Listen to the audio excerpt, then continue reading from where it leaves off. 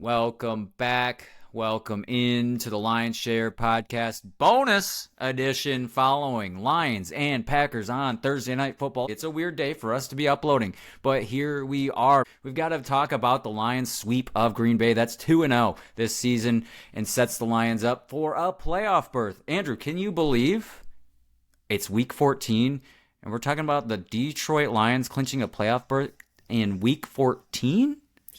I believe I can fly. I believe we can go to the playoffs. That's all I got. Touch a Super Bowl. Folks, this is what happens on a wild episode when you have no script. But it is incredible, is it not, that it is we still have 4 games remaining and the Lions are in the playoffs already. Oh, and we'll get to it. I know you want to touch on it real hard. With some things that have never been done before. A lot of things. A lot of things. And no better time than the present for you to bring those up. Thanks for the cue. With 12 wins, that ties the Detroit Lions franchise record for most wins in franchise history. And, of course, we have 4 games remaining. Don't know what's going to happen in those 4 games, but they're already tied the record with 12 wins. Franchise record 11 straight today. That's incredible. I don't know about you, Andrew. I almost don't even want to bring it up. You know, Dan, I don't think even brings it up anymore. I don't think in his post-game speech he even spoke about the playoff berth because they're on to many other things. The playoff berth is just one thing. It's just a stepping stone. But to me, I'm being a little superstitious. I have been kind of cautious of mentioning the streak, but it's all the way up to 11 straight games. They haven't lost since September, when they lost to the Bucs in week 2? 11 straight, that's correct. And it's crazy, man. Dan said it in the postgame to both the media and the team. Resilient. They live it every day. Tough, resilient team. Doesn't matter who's out there. And that's just a gritty win, if I had to say anything else. The embodiment of grit. That's what I've been preaching on this podcast. I almost thought Dan maybe had been listening, perhaps, because I've been saying they embody grit, they embody resiliency. But how much do they really? It's one thing to embody it; it's another thing to live it. And here he is with his quote: "We don't need to talk about being tough. We don't need to talk about being resilient. We live it." Which is the quote that you were just alluding to. That's in the locker room speech. The viral. Every week, the viral speech from Dan Campbell in the locker room. It's must-see television, social media, whatever you want to call it, each and every week, giving out game balls. Last night, he gave one, of course, to Bates with the game winner. Once again, Jake Bates hits a game winner. And who else did he give it to? None other than Tim Patrick's Timmy two touchdowns. Two-time Timmy, whatever we want to call him. Some people calling him Patrick after his performance last night. 2 touchdowns for the boy. And Andrew, that leads me to my next point. You, sir, did a great job in your prediction show. And a lot of people in the comments on TikTok, you and Mitch, shout out to both of you. Mitch had 38-35. I think you had 37-34. We're right there. A lot of people saying it's no way it's going to be that high scoring. I think a lot of people, like myself, thought it was going to be lower scoring. I had 24-21. I was maybe looking a little too much into the last game that was factored in with the rain. So you guys were right there. Kudos to my handsome 2 co-hosts who nailed it. Andrew, you had 37-34, pretty much got it right there. You had a Tim Patrick touchdown, which had not happened. It has finally happened. And you said touchdown by committee, which happened. And you had a Bates field goal late. Check. You checked a lot of boxes, sir. Hey, man, some of those boxes are easy to check. Tim Patrick, he does all the right things. You know it. We talk about it. He blocks when he's not involved in the play, just like J-Mo does. You see J-Mo get rewarded. Tim Patrick was going to get his touchdown eventually, and it was just a matter of time. And for him to show up twice in that column, crazy that he left his first Lion touchdown ball just chilling in the end zone. Glad Goff was able to go pick it up and scoop it for him. Yeah, what a move by the vet Jared Goff to do that for him, because he did very much leave it behind, like he forgot all about it. Also had the leap. If we want to go to our fact or fictions, we had the leap, which did happen. Check that box, and we'll talk about the other fact or fictions in a bit here. This episode, shareholders, this is going to be a little all over the place, and this is going to be very short form. On Sunday, we'll have our regular show. We'll have Mitch here, and we'll have everybody back together, and we'll talk about this at a much deeper level. But we just had to jump on and talk about a little high level here on everything that happened, our emotions. Andrew, in fact, had to call me and calm his nerves a little bit. heart was racing, folks, and I'm sure you shareholders were feeling the same late into the night, especially on the East Coast on Thursday night primetime football. It got intense last night, let me tell you, and we had to get on the phone with each other because it was just that intense. We had to kind of walk it through, and it was a beautiful sight to watch those uprights get split by Jake Bates, but it was a long way to get there, and it felt like a really long game. So the other two things, first time since the 90s, the Lions make consecutive playoffs. That hasn't happened in a long time, since we were born. And Dan, now 9-2 in primetime as a NFL head coach, which just goes to show that these are truly the primetime felines. So what a night, and what a wild finish. We would be remiss if we didn't talk about the fourth downs. The fourth downs, which is what Dan hangs his hat on, trademarks it. Went through it multiple times, multiple fourth downs, one that didn't go their way, but the rest went their way, and one went their way in a big way, which was the last one to close out the game, to set Bates up for the field goal short and have Green Bay timeoutless to end the game. Talk to me, Andrew. What were you feeling about that last play, and especially when Jared slips off the snap? Well, that was Jared slipping off the snap was neither here nor there. I honestly didn't even see that live time. It was either I think it was Herbstreit who called it out as it was happening for when I saw that. The thing that scared me more is the play call on fourth downs. We had the one early in the game, the pitch to Gibbs. Yeah, I hate it when we're fourth and short. I love just going up the middle, quarterback sneak, big guy up the middle, whatever it may be. Heck, I was talking about it today. Why not put Penei Sewell under center? Let him sneak it. Let him be in the backfield. I mean, he can get you a yard regardless of where you're at on the field. So it's not like I hated him, and he's gonna live and die by it. And full respect to Dan Campbell, I will trust his judgment. I just wasn't a huge fan of the play call. Yeah, the play call, slow developing play on a fourth and short. I know what Herbstreit in the broadcast were saying, which was after the successful QB sneak earlier from Goff, or the two, I guess, they filled those gaps, and so I think Jared audibled out of that to the sweep, which I don't know.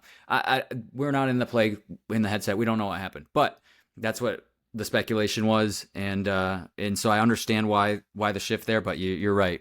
It was tough to see. As soon as you see that play start to develop, you just your heart sinks, because it looked like it was done from the start. But to Monty and Gibbs' credit, both of those guys we've seen so many times where the play looks dead and then it turns into a 5-10 yard gain, and you're like, okay, well, there you go. So that comes to mind in those situations, and kudos to that offensive line and Shane Zylstra and Laporta, Big Z on that right side of the line on the final fourth down to pick up with Monty in the backfield.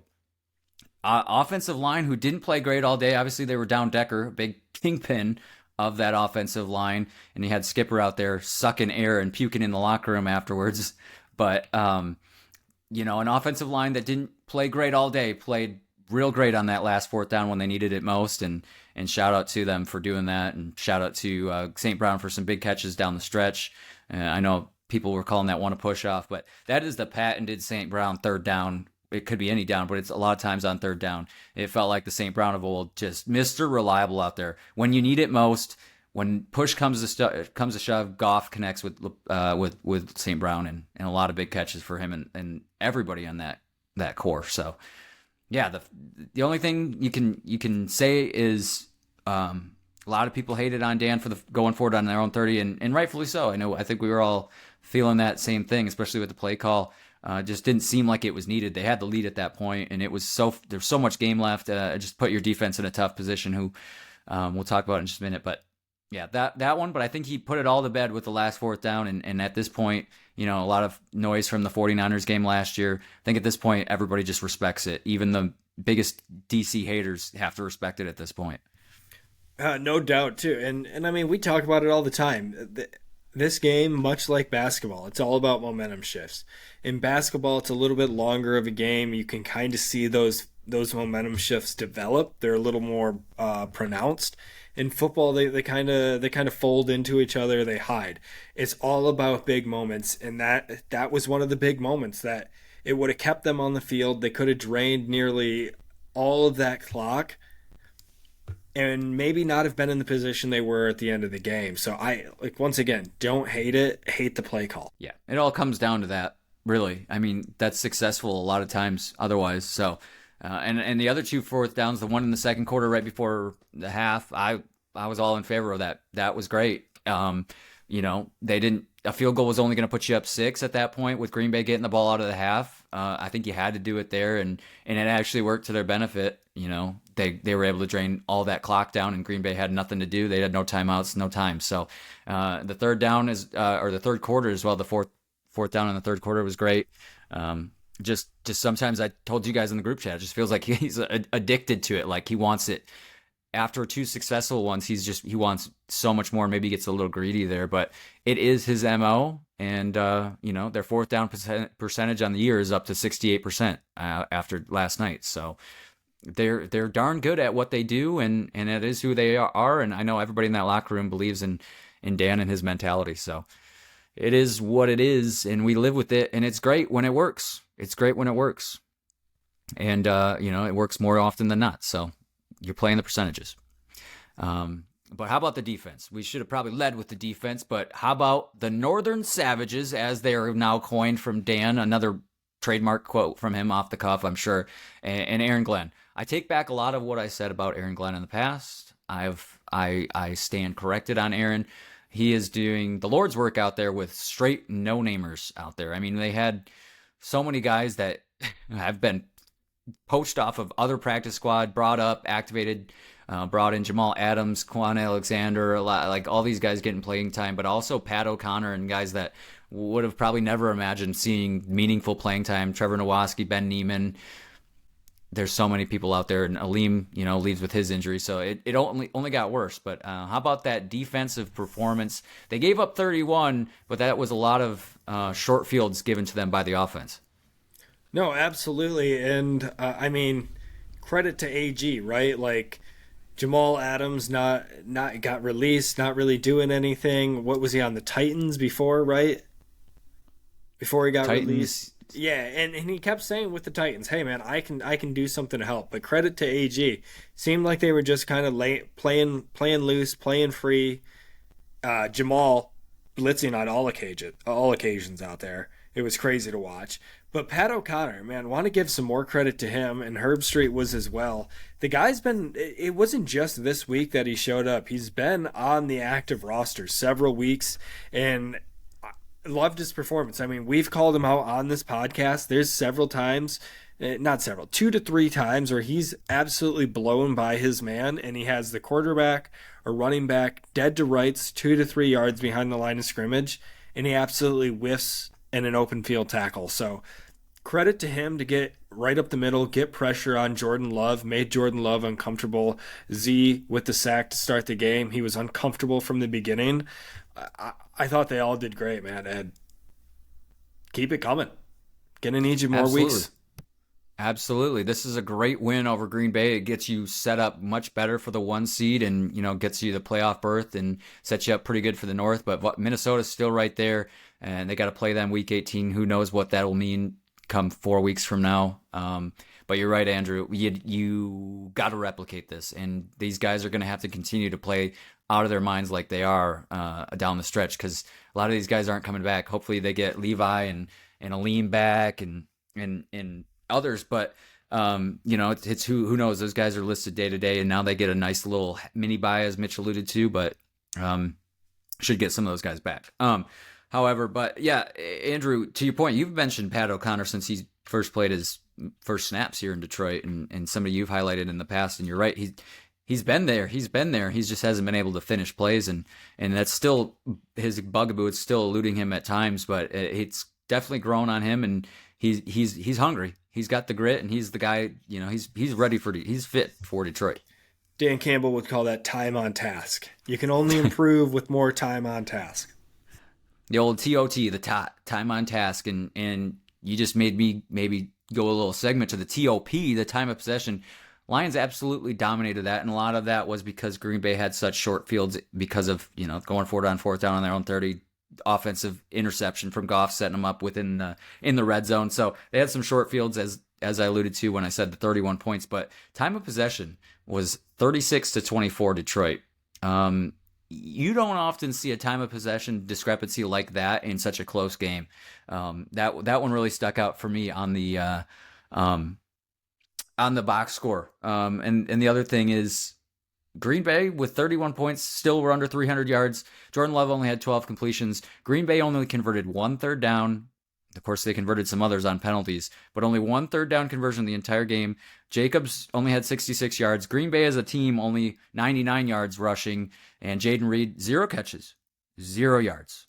And that was a complete opposite of what we had against them last week. Christian Watson, he went off, had over 100.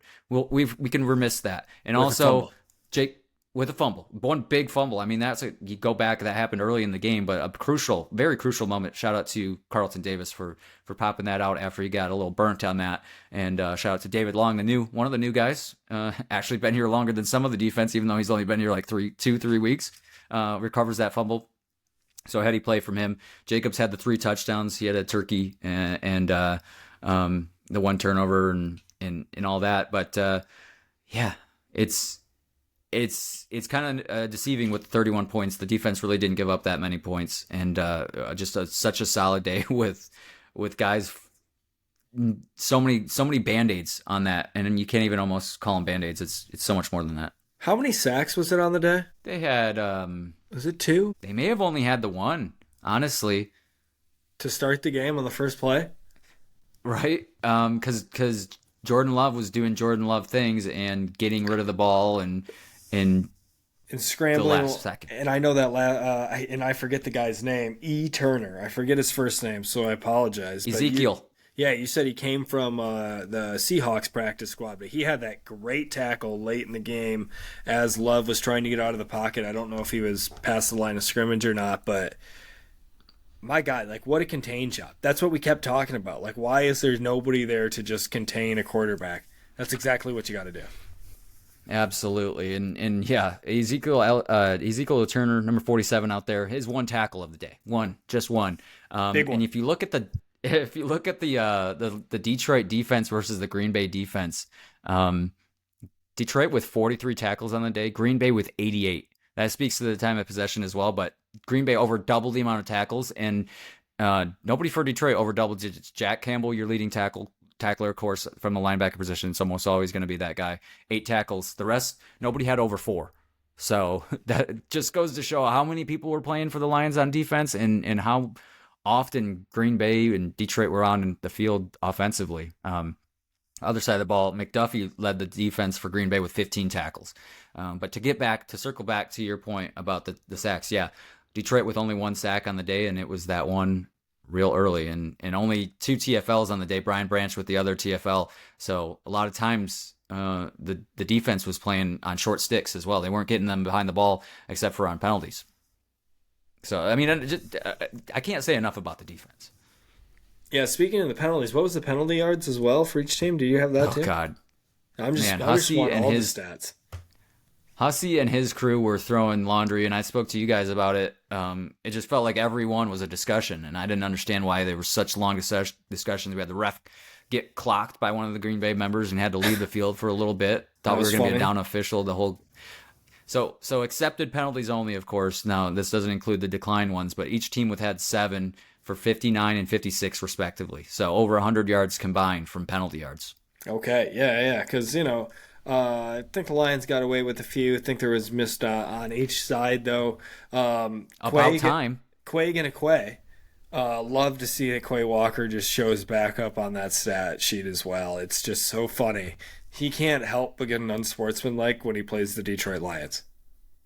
No, he's addicted to it. Just like Dan Campbell's addicted to going for it on 4th down, Quay Walker has to get himself involved in something. And I don't know if you caught it, Andrew, but Matt LaFleur got into it with a fan who was holding the American flag before the game. How are you going to let a fan get under your skin? That just goes back. That's like Sirianni. It did. Just kind of watching it. It did seem kind of crazy, man. Maybe stick to holding the flag. I don't know. That's just me. Enjoy your I team 100%. time out on the field. That's all. I 100% agree. I don't condone necessarily what he did. I would probably be chirping him a little bit if I was him too, maybe. But yeah, I mean, I was a little surprised there was no like. I mean, the officials had to step in there once it came to nearly fisticuffs there for a minute. But yeah, it was. I don't know. I feel like as the head coach, you got to be the bigger man. If you're gonna let that get under your skin pregame, that's gonna affect your mentality the whole game. And I don't know. I just think you gotta be able to be above that. Not necessarily. I mean, maybe say some shit back and then call and have it be that like, dude, I could buy your entire house like 16 times. Yeah, I don't know. There's two approaches to it from the head coaching standpoint, the way I see it, right? You either let it run off your back like water off a duck's back, right? And you show it to your team. Look how cocky they are. Let's go show them up in their own house, that type of deal. Or you get up in his face and then you try to take that back to the team. You say, look, guys, they don't respect us. We got to chirp them back. We can't stand for this. So there's like two schools of thought right there. Honestly, didn't hate it from LaFleur. Thought the fan was getting a little crazy. I just love the rivalry. The rivalry's back. It's been nothing from the Lions side for years and years and years and years. The last 3 years finally becoming a rivalry again, and seeing a strong divisional game at prime time when it's the only game of the night. That's just fun to me. That's good football. Yeah, if it doesn't matter if you're a Lions fan, a Green Bay fan, or just a fan of football, you could enjoy what was going on last night. And obviously, Green Bay's not going to have that same feeling, but just a fan of football. What a good performance last night from both those teams. Got to be the best Thursday night game of the year. And in my opinion, and probably the opinion of everybody here, probably stating the obvious, but the best win of the year, the most enjoyable win of the year as a Lions fan, don't you think? Yeah, definitely has the recency bias. Thursday night football and Lions fan football. Texans, that comeback win was also really nice. Absolutely. I feel like I'm still riding on a partial win there. Yeah, that tailwinds for the Lions too. I think that's fed them, to have that resilient, gritty win on the road on primetime. Has just kind of been tailwinds for them. And now they have a big matchup next week with the Bills, who could be, Super Bowl favorites from the AFC. So that's a huge matchup. And in terms of the one seed, it's not as big of a matchup because it's an AFC team. Detroit with that win over Green Bay is going to have the tiebreaker over Philly. So we'll talk a little bit more about those scenarios based on what we see out of Philly versus the Panthers. We assume they'll win, but we'll talk about the scenarios more on Sunday when we know there's only 4 games for both those teams. And we'll obviously know the result of the Falcons and the Vikings too, which will have a big part in this too, because if the Falcons can win that game, it basically eliminates the Vikings from the 1 seed contention, and it's just up to Philly and Detroit. So to your point, Andrew, I know you mentioned it on the podcast. I think the last 20 games the Lions and the Packers had played, I think it was 10-10. So now it's 11-10 in favor of the Lions in the last 21. And in the last, let me do the math here, 1, 2, 3, 4, 5, 6, 7. Detroit's won 6 of the last 7 versus Green Bay. Comeback kids, like I said, man, the last 3 years. I mean, obviously 3.5 at this point, but it's nice. It feels nice to be worth it. And I would rather be hated as a franchise than be the laughingstock of a franchise. Yeah, and as the Lions, we've been both. So, and we've only known one side of that for our entire lives. And I don't know about you, but I have to pinch myself every once in a while and just realize the Lions are 12-1. The Lions are 12-1, something we never thought we'd see. We've seen the reverse of that. We've seen 1-12. That's for damn sure. Ben, normally when we're doing our preseason predictions, 12 is like best case scenario. Yeah. That was our ceiling, I think, the first year of the podcast. We thought, man, could you imagine if they broke double digits? Can you imagine? And now we're here at the offs. Yeah. And it doesn't seem real. With what? 4 weeks to play? Yeah. It's crazy. Yeah. The potential to go 16-1, which would be insane. I don't know that happens with the schedule that they have, and who knows what Minnesota and the last game of the year will mean. That could be a meaningless game. Maybe they rest guys. They probably don't rest guys if they have the 1 seed because then they've got 2 weeks off. Who knows? These are all things that we have no idea what's going to happen. The last 4 weeks are going to be wild in the NFL. Nothing is guaranteed. The Lions still have so much work to do. This is a great win, like we said, but so much more to go. This is only one moment, and I know those guys in the locker room are celebrating today and last night. But Dan's going to have them all ready for the Bills next week too. So the train marches on. But it is an exciting time, and it is worthy of celebration if you're a Lions fan, especially those who have been around for all the bad times, including the 0-16 year. But yeah, we'll be back in a longer form on Sunday to recap this game a little further, talk about Goff's interception. We'll talk about deeper on the defense as far as guys we had highlighted. We'll talk Bam's players.